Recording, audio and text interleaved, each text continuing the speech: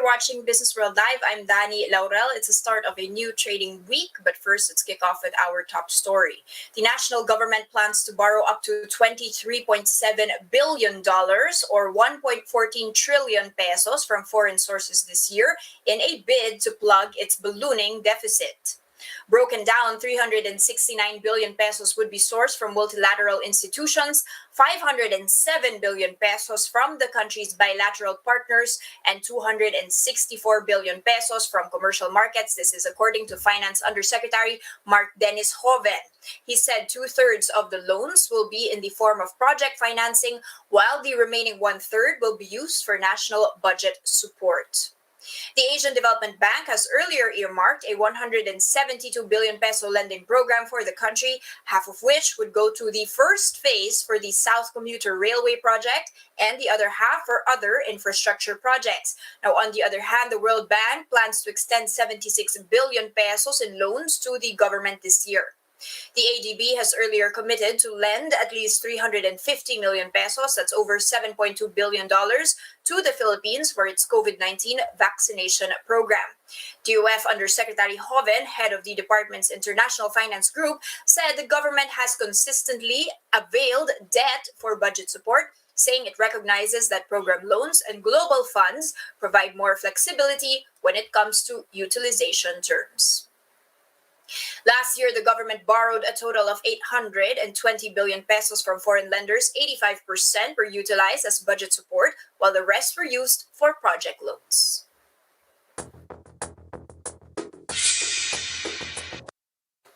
Okay, guys, kicking off the Monday report with some optimism on the virus front. You can see on my terminal here, global cases now exceeding 106 million people, deaths surpassing 2.3 million. But on the upside, you've actually got more than 128 million shots now given worldwide. However, it's been said that China's COVID vaccine drive is still falling behind the drive of the US and Europe. But you've also got the European Central Bank President Christine Lagarde seeing a recovery, hopefully in the summer. So some bright spots there and even a timeline there for ECB President Lagarde. Germany as well has now reported a drop in the pace of new virus cases, although their state premier said that there will still be a lockdown there. Another thing, however, that we need to be conscious about is a new study warning of further surges in the United States.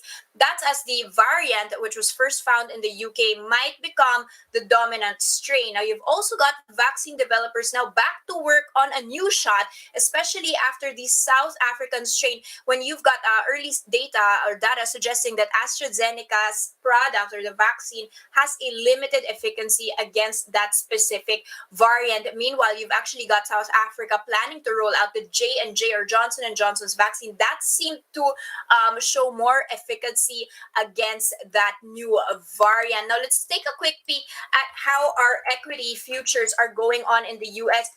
Or beginning in the week. Now, this comes after, of course, the record highs of the S&P 500. Yes, last Friday, you've actually seen the S&P 500 up by almost 5% last week. The Nasdaq as well closed in up by 0.6% on Friday. This again on the back of more positive virus trends, their declining trends, that is, and also more news when it comes to the vaccine saga. Let's take a quick peek at Asia Pacific. When I had checked this morning at 8 o'clock, it was quite a mixed start. It does seem to be tilting towards the upside now after a few minutes of trading. You're seeing the Nikkei 225 up by 1.6%, so a hefty showing there. The FTSE Straits Times as well over in Singapore up by 0.5%. Now, recall that our own local boards enjoyed quite a bump up in Friday's trade. That's after it had seen quite a volatile day. I'm going to pull out that chart for you for the past 3 days. We had broken the CPI or the inflation rate for the month of January, much higher than analysts had expected there. And that spurred a sell-off at the beginning of the session. But then a lot of bargain hunters seem to be picking up that stock. And in fact, we closed and reversed those earlier losses, especially after BSP Gov't had said that escalation in CPI was temporary. There was no need for monetary action. Yet he did mention that the sources of inflation were supply supply side in nature, particularly from the African swine fever and weather disturbances. But you can see on my terminal here how we're sliding back below 7,000 levels now, paring back that rally. We're down by 0.45%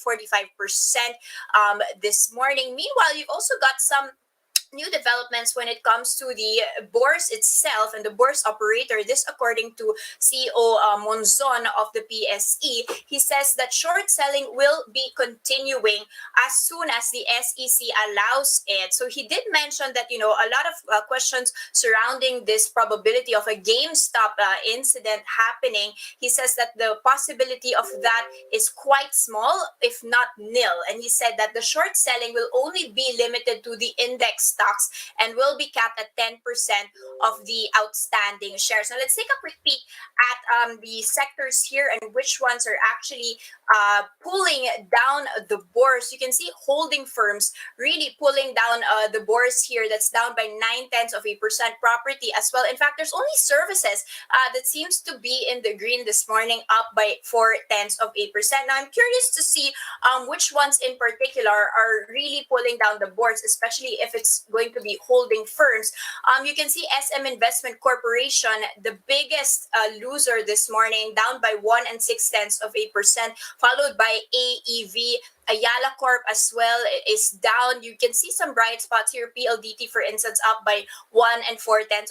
But as I mentioned earlier on, apart from services, it seems to be that everyone is being sold off, at least this morning. And finally, I just want to do a quick check on the airlines.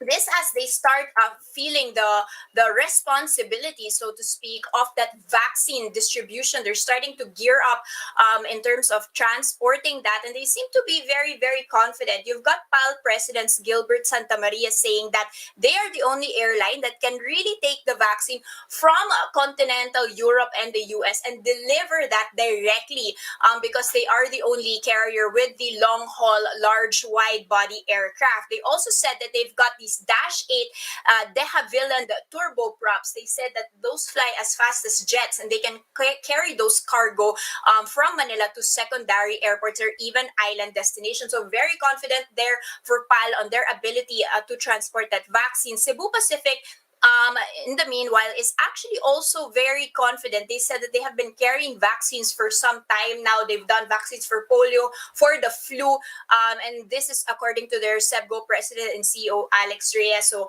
very, very confident in terms of their ability to deploy those vaccines. Finally, you've got AirAsia. They're still applying to get that permit from the CAAP. So vaccines, of course, are considered dangerous goods, but they are very ready, as I mentioned, to participate and to help out in that deployment. You can see PAL up by 0.3%. Cebu Pacific enjoying some gains here, bucking the sell-off of the local index that's up by 1.3%. Now, here to chat with us about all of these developments and more, we have with us this morning First Metro Asset Management's Edser Trinidad. Good morning, Edser, and welcome to the broadcast. Good morning.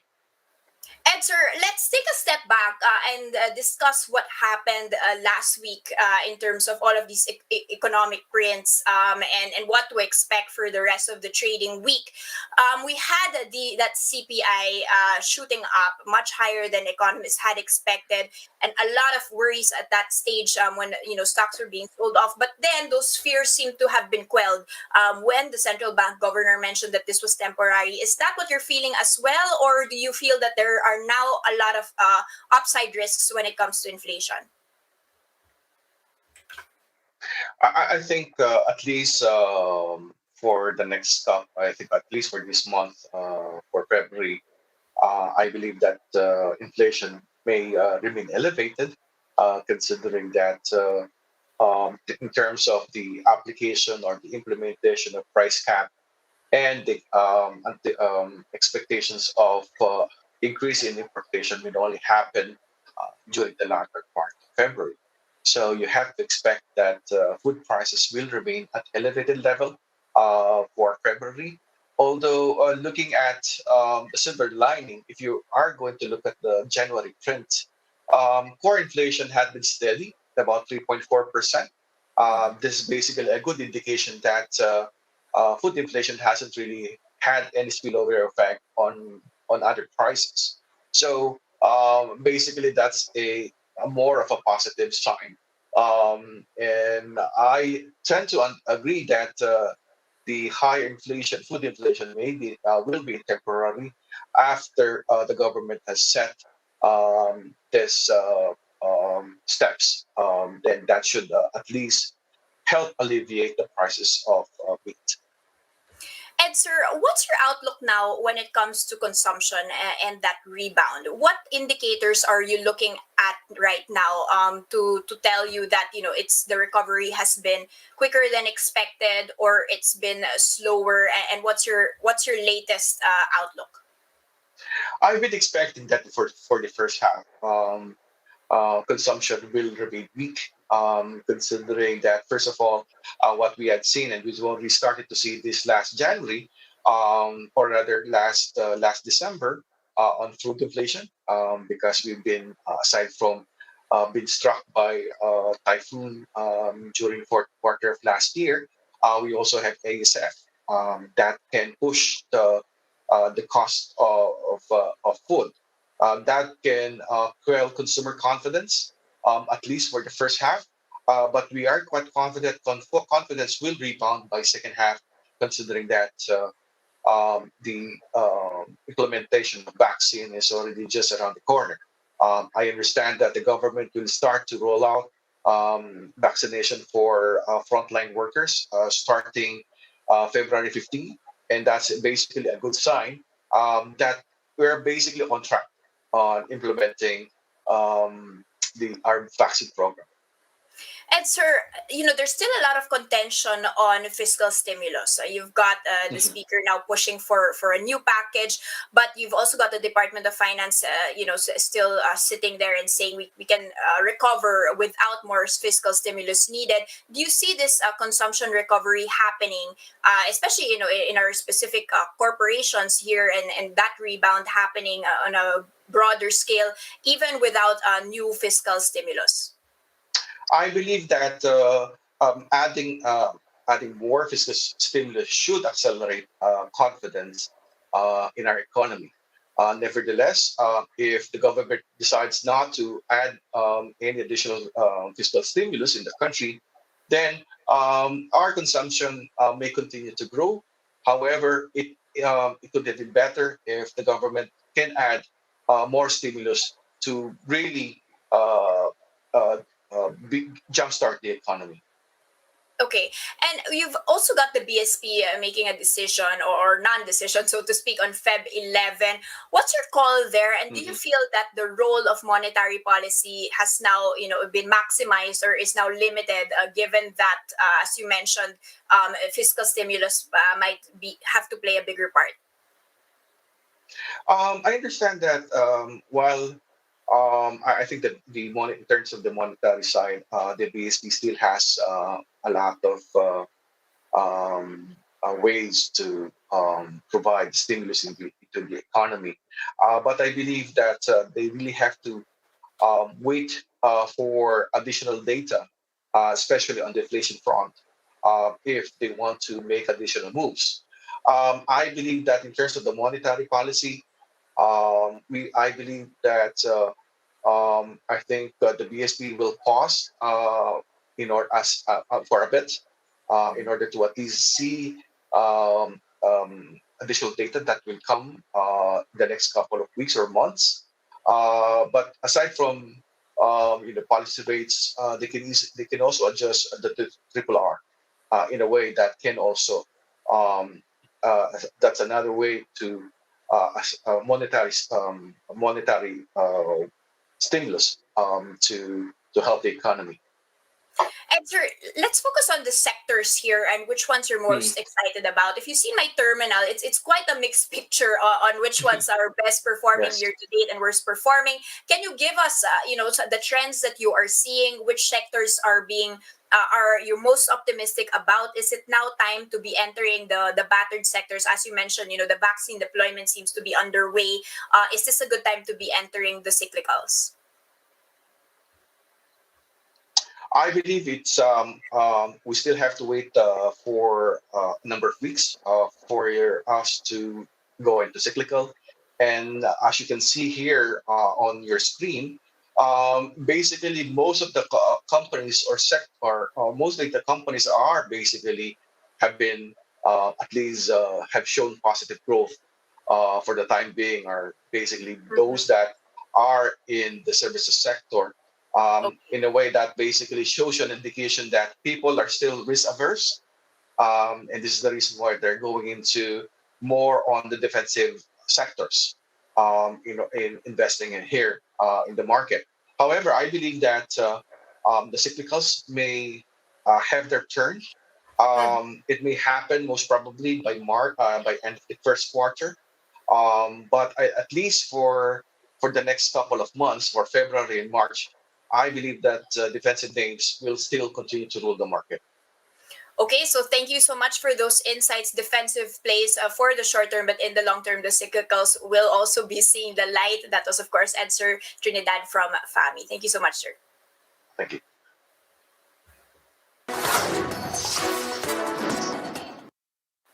Checking in on the biggest headlines we're keeping our eyes on, Bayanihan 3 is now in the works. House Speaker Lord Alan Velasco and Marikina Representative Stella Kimbo filed House Bill 8628. This is the third round of COVID stimulus worth 420 billion pesos. This would be the largest stimulus package in the Bayanihan series if passed. The two noted that the previous Bayanihan measures were insufficient in resuscitating the economy. The 420 billion peso Bayanihan 3 includes at least 100 billion pesos in cash subsidies for families affected by the pandemic, 100 billion pesos for capacity building, and 70 billion pesos to agri-sector workers, as well as 52 billion pesos in wage subsidies for small businesses. The bill also provides 30 billion pesos for the Labor Department programs for the unemployed, 30 billion pesos for internet expenses for educational institutions, and at least 5 billion pesos for the rehabilitation of typhoon-affected areas. Velasco says most of the lower chamber supports that measure. Meanwhile, the SEC has approved guidelines to further promote transparency in the ownership of corporations. This is aimed to prevent money laundering and terrorist financing in the Philippines. Now, in a memorandum circular, the Commission provided measures such as prohibiting the issuance of bearer shares if the shareholder names are not recorded. SEC Chairperson Emilio Aquino said illicit activities usually come from letting shareholders remain anonymous. That is on top of requiring firms to disclose and record details of alienation, sale, or transfer of shares within 30 days. Recipients of dividend payments must also be identified, except for the payments made by publicly listed companies. Firms who will not comply to these new rules will be subjected to a fine of 5,000 to 2 million pesos plus 1,000 pesos for each day of continuing violation. The SEC may also resort to suspend or revoke the certificate of incorporation of such violators. Now, the decline in electronics exports exceeded industry projections last year. That's after an anticipated rebound in demand failed to materialize. Electronics exports fell about 8.8% year on year in 2020. That is to the tune of $39.7 billion from $43.3 billion.